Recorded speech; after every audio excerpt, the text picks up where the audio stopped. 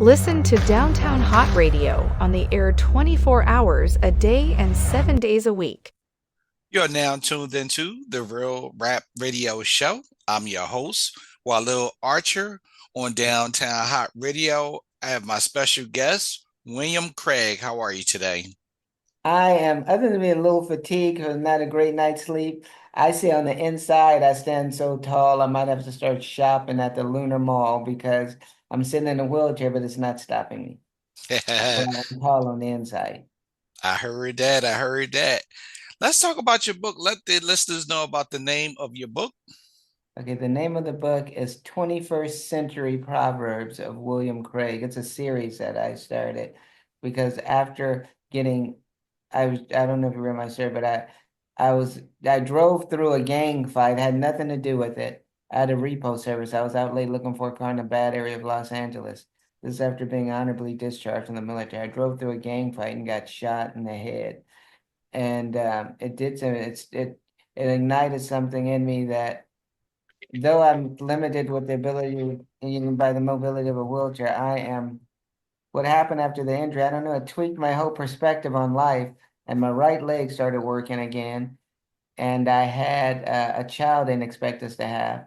And then after she was born, it just ignited such hope in me that I started writing, and I wrote one of my masterpieces. It's called Gift, and it's for all children. It takes 30 seconds. Can I share it real quick?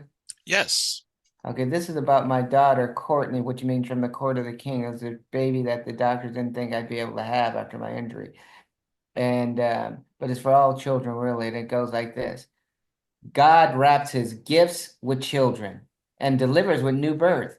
He wraps his gifts with children to give throughout the earth. The color of the package has no bearing on its worth, for when the gift arrives, it is priceless on the earth. The greatest joy two can bring to the earth is to celebrate life with the gift of new birth.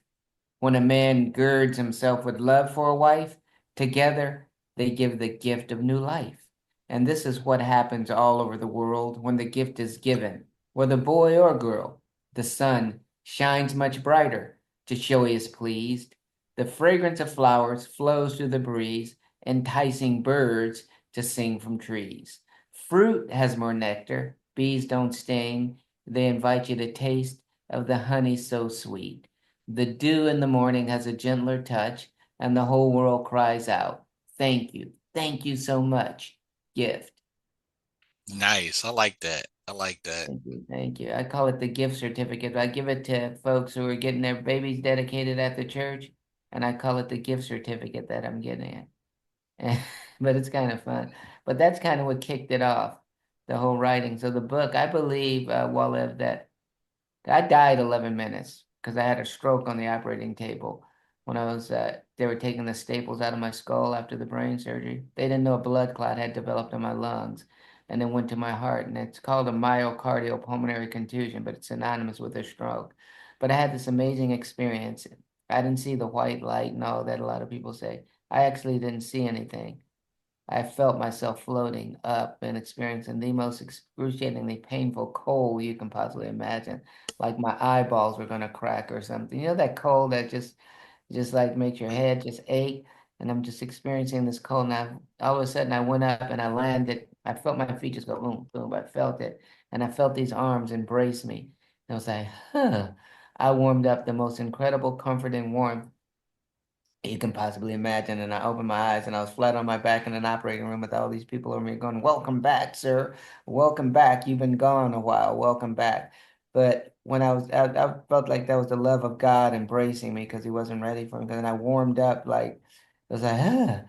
And it was like the most incredible comforting warmth you can possibly imagine after that excruciating cold.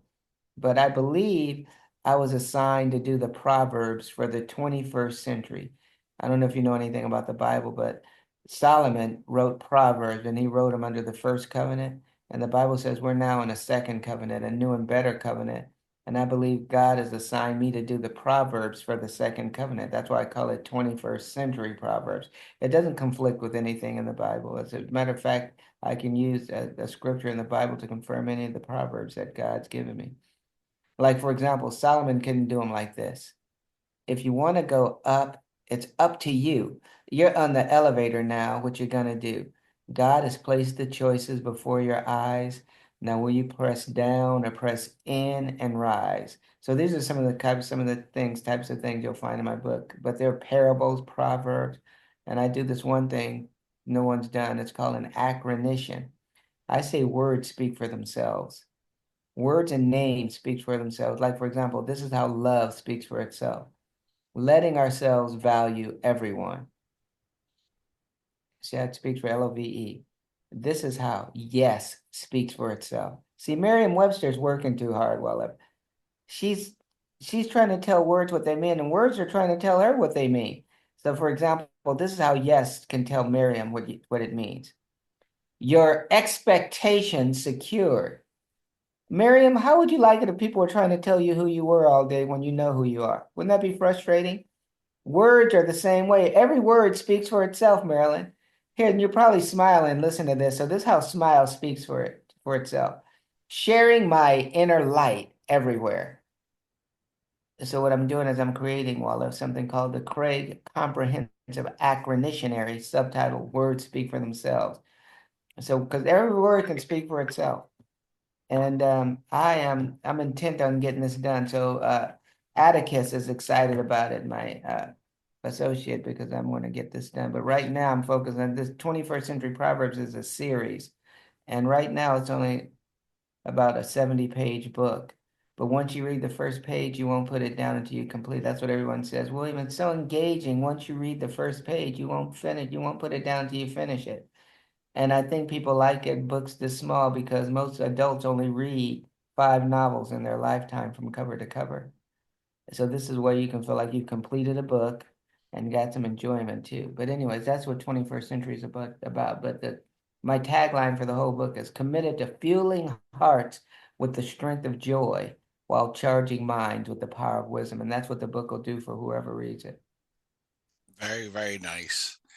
How long did it take you to write the book?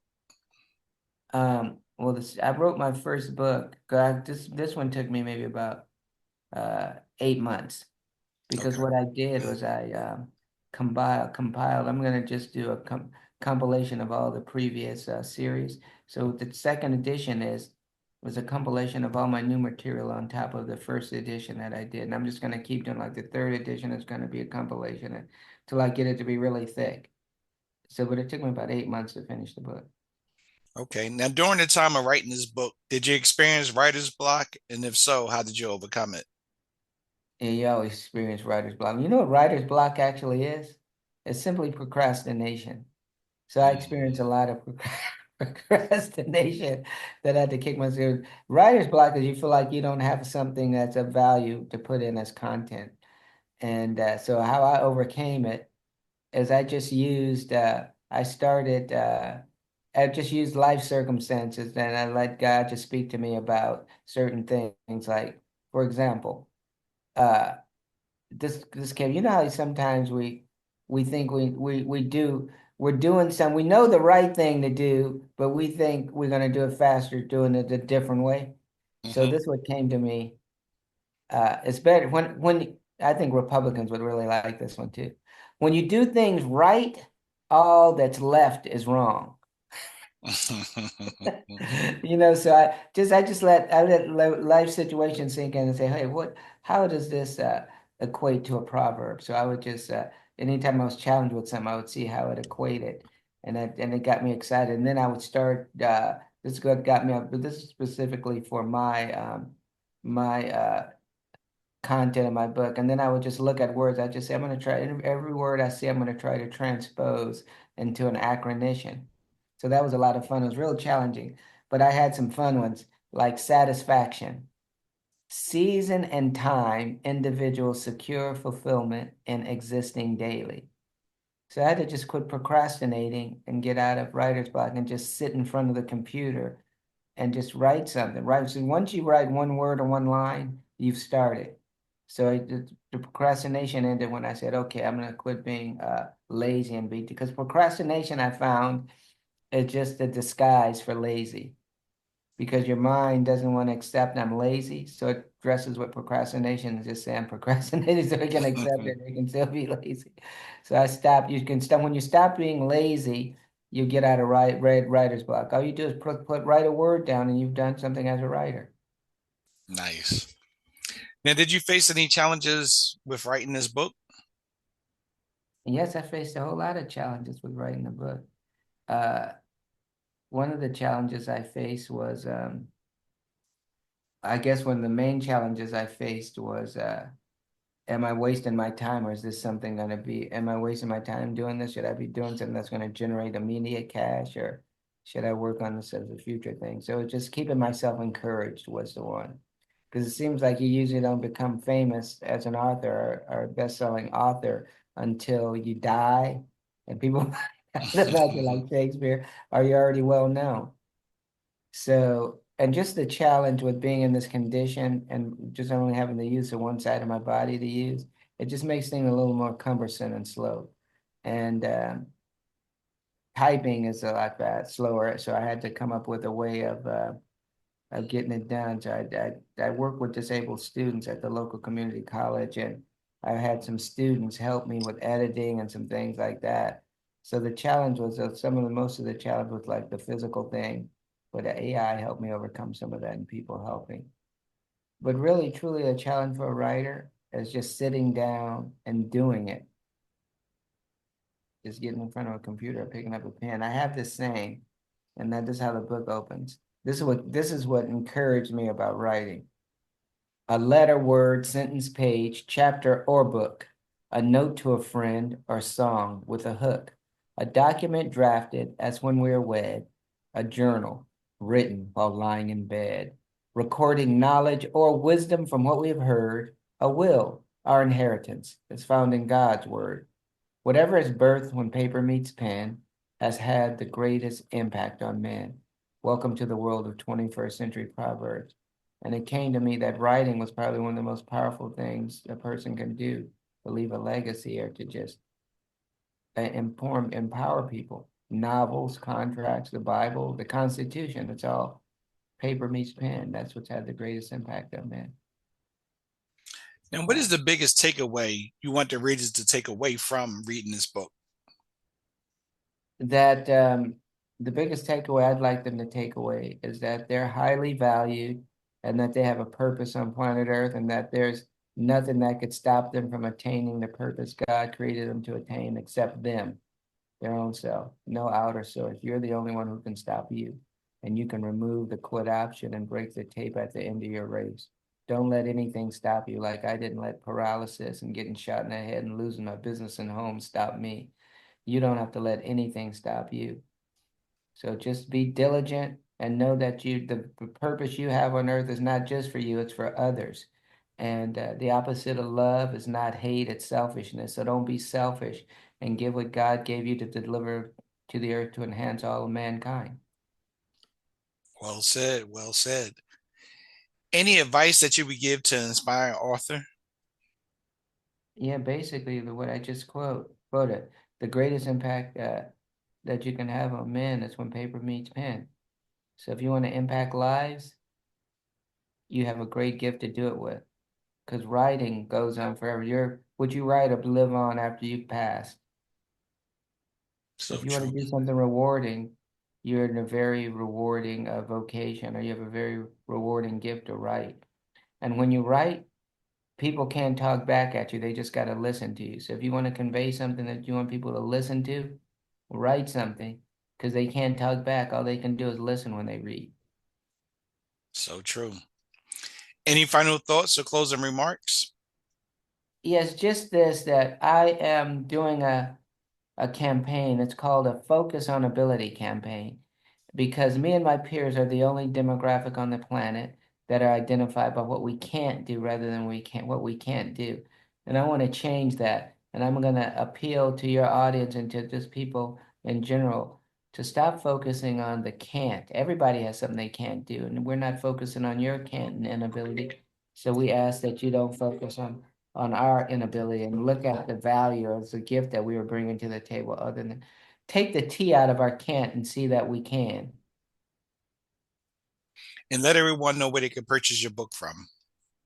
they can go to my website, which is www. This is a signed copy. You can get them on Amazon, but if you want a signed copy, you're going to go to www.21st21stcenturyproverbs.com. And then just scroll down, you hit shop and see the book and my t-shirt and everything. But all my contact information's on there. But I don't know, is there a way we can give them the website address while they're online? Yeah, you just gave them the website, right? Yeah, I'm just Oh, you mean type it out? Yeah. Oh no. Well, okay, don't worry about it then. Okay. But if you Google William Craig Proverbs, what I found happens is the book comes up on Amazon, but if you scroll down, you'll see my website. You can just click there and it'll take you to my website, William Craig Proverbs. Awesome. Well, I'd like to thank you for doing the interview today. My pleasure, and hopefully we'll do something. But let me just make a suggestion to you, Walil. The other campaign I have is I want to get a copy of my piece, Ageless, into every woman's hands in America. It came to me after speaking at these senior facilities that people in America a lot of times give more credit or place more value on a brainless grape growing older with some vintage wine than a human being. And it's made women feel less than because they're growing older. And I want to change that. And God gave me this great piece that he told me he wants me to get into every woman's hand in America. So that's one of my campaigns. I got a DJ on KLS radio who wants to help with it because it's a demographic you want to tap into. But give me 30 seconds before we go, okay? And this is just ageless. This is ageless. It goes like this. Time uses age as an artist with brush, gently refining with a masterful touch, always knowing just what to do. Time uses age to beautify you. In the beginning, we were all but rough drafts. Then time used age to paint beauty that lasts.